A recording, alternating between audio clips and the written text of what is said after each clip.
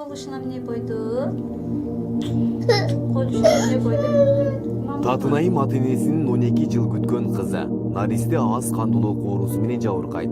Учурда ай сайын 6000 сомго кан куйдуруп турушат. Анткени кан айландыруучу чурчугун жараттан чыккан. Кан куюшту кан азайып кетти. Кан 50-ге түшкөндө кан 82-ге көтөрүлдү. Кан кайра айылга келип, 2 ай жүрдүк айылда. 2 ай кан куйдурбай, ошко деле алып барбай, ишенбей көбөйүп кетет каны деп ошентип жүрдүк. Баары ыраңы бозоруп кете берди. Акыры билип калып, дагы ошко алып барсам 35-ге түшүп калыптыр кан.